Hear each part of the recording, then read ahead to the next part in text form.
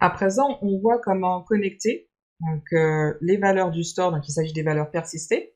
On aura deux objets que l'on récupère du store. Désormais, ce sera le store habituel, sauf qu'il aura désormais la configuration qui vient du reducer qui est persisté, et également persistor. Donc on va pouvoir utiliser ces deux objets au moyen de persistGate. Donc ce sera ce composant qui va venir envelopper le composant racine, qui est app, pour permettre à tous les composants de l'application d'accéder désormais à des valeurs qui sont persistées. Et donc ces valeurs qui sont persistées vont remplacer les valeurs du magasin. On va le voir en action une fois qu'on aura mis ça en place. On va d'abord donc s'assurer d'importer. Donc vous voyez, ça fait partie de la même librairie Redux Persist. Dans ce dossier intégration et React, le persistGate. Donc je vais l'importer ici. Il s'agit de persistGate.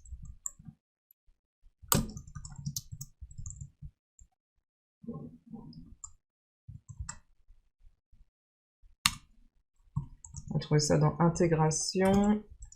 Et il s'agit de React. Et celui-ci, c'est persistGate.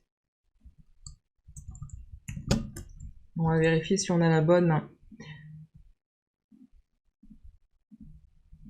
Et donc on va vérifier que l'on ait bien les bonnes mentions. Donc sinon, on peut le reprendre comme ça. Voilà, juste faire un copier-coller pour s'assurer qu'on ait la bonne orthographe.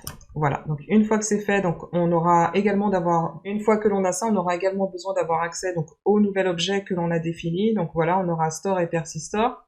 Là, je vais remplacer, parce que désormais, ce qu'on fait ici, c'est exporter par défaut une fonction.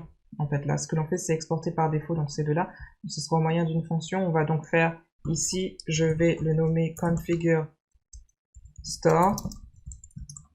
Et puis, on va d'abord récupérer comme ça.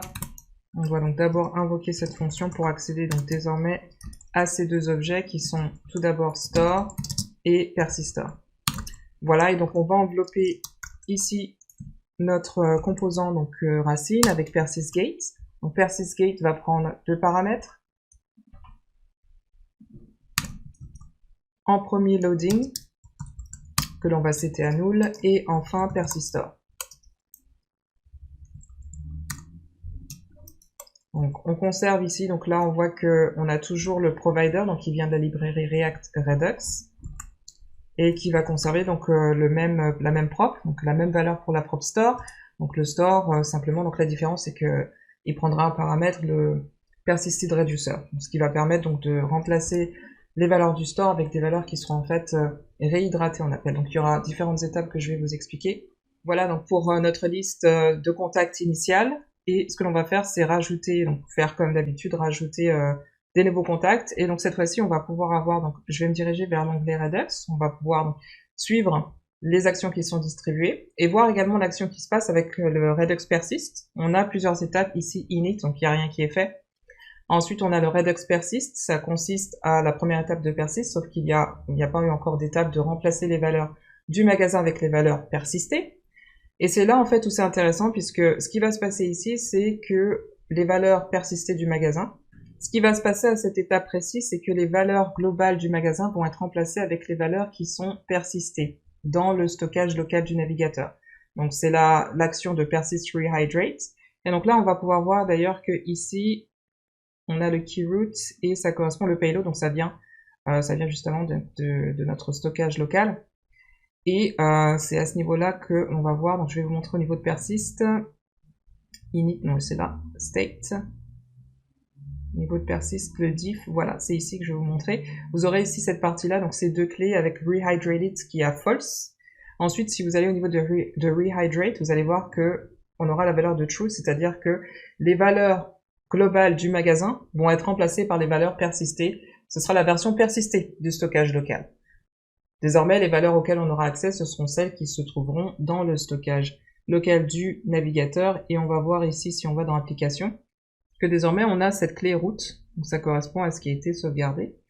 Et ça correspond également donc à nos réduceurs. Donc, comme elles sont fragmentées, on a le réduceur pour contact, également celui de filters. On a bien eu donc la nouvelle version du stockage local qui remplace les valeurs globales du magasin. Donc, on pourra stocker nos valeurs. Voilà, donc ce qu'on va faire ici, avant de faire la démo, c'est aussi faire quelques petits changements au niveau, voilà, get contact. Ici, je vais le désactiver On va pas faire appel à la base de données, ça va conflicter puisqu'on aura deux sources de vérité. Ici, on fait une démo pour persister des données en local, donc juste à titre de démo. Si toutefois vous utilisiez une base de données, vous conserveriez donc la source de vérité qui est celle de la base de données. Pour l'instant, on va mettre celui-ci en berne, le désactiver. Voilà, donc étant donné que ça avait déjà été sauvegardé, donc évidemment, donc là cette fois-ci, ce sont mes données stockées dans le local ce sont mes données locales du navigateur qui sont récupérées. Donc ce qu'on peut faire ici, c'est supprimer toutes les données qui ont été sauvegardées. Donc on va faire clear site data au niveau de storage.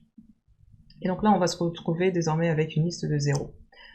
Voilà, donc je vais faire mon premier test pour ajouter un nouvel élément. Voilà. Et puis on va constater que c'est persisté, même si, voilà, je réinitialise ma page, ça sera toujours persisté. On va voir que dans l'application, à ce niveau-là, local storage, vous allez voir que vous avez dans votre item la référence à ce que vous venez de rajouter, new, voilà, donc new at Gmail, qui correspond à au stockage local de votre navigateur. Alors c'est à titre de démo, évidemment, si vous aviez une base de données, vous conserveriez l'accès à la base de données pour mettre à jour la liste de données en fonction de ce que vous envoyez vers votre base de données.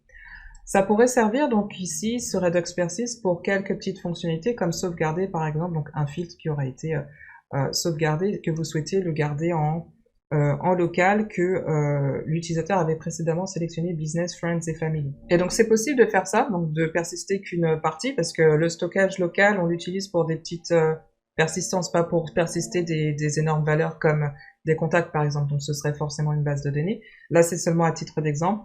Mais par exemple, vous pourriez aussi spécifier des propriétés. On avait dit ici que pour le persist config, il peut prendre plus de propriétés. On va aller voir, je pense que ce sera expliqué peut-être sur le site.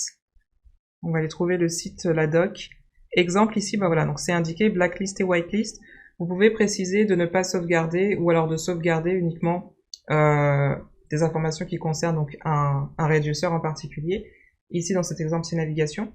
Mais vous pourriez peut-être même exclure contacts et décider de sauvegarder que filters. D'accord? Donc c'est quelque chose qui est possible. D'ailleurs, c'est ce qu'on va faire. Alors, on va se diriger vers reducer ici. Non, ce sera pas ici. On va fermer ce qu'on n'a plus besoin. Dans Store. Voilà, donc ce qu'on va faire déjà, ben, c'est par exemple, on peut ici préciser filters. Et on va uniquement, ben, on va utiliser blacklist, puisque en fait, ce qu'il va faire, c'est tout persister en excluant. On va exclure contacts. Voilà, donc on va faire un test avec ça. On va bien sûr devoir donc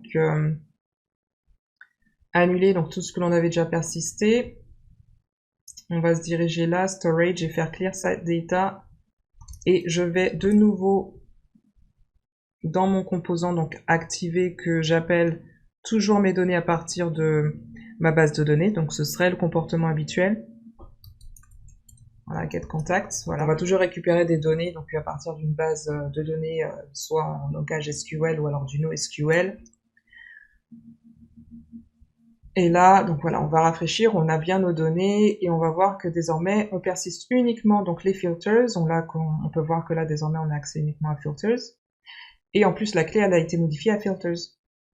Donc là je peux voir que je vais persister, voilà, et puis on pourra en faire ce que l'on veut après. Donc si on rafraîchit par contre, donc là voilà, donc ce sera conservé pour friends. Voilà, donc ce sera conservé, donc on aura uniquement la liste de friends qui sera affichée, même lorsque je rafraîchis ma page. Donc là, par contre, donc là, il y aurait donc des petites choses à faire puisque au niveau donc de la liste, c'est pas filtré. Mais bon, je vous laisserai le faire. Ce qui importe ici, c'est de comprendre qu'il est possible de conserver, persister une valeur qui servirait donc à faire de la petite logique, donc d'une complexité simple à modérée. Par contre ici, donc étant donné que l'on dispatche, que l'on récupère donc notre donnée d'abord la base de données qui ensuite va dispatcher une action. Donc ce qui va primer ici, c'est qu'il va faire le fetch contact pending et fetch contact success pour toujours mettre à jour la liste de contacts. Donc jamais ce ne sera pris en compte à moins de, alors, attendez, on va se mettre au niveau de success, à moins de faire une autre action après que l'on ait fait le fetch pour que ce soit filtré. Je vous laisserai le faire. Mais donc sachez que là, donc ce qui est possible de faire, c'est d'avoir donc des petites valeurs qui sont conservées en local. Et bien sûr, la source de données principale, ce sera la base de données. Voilà pour cette démonstration avec Redux Persist.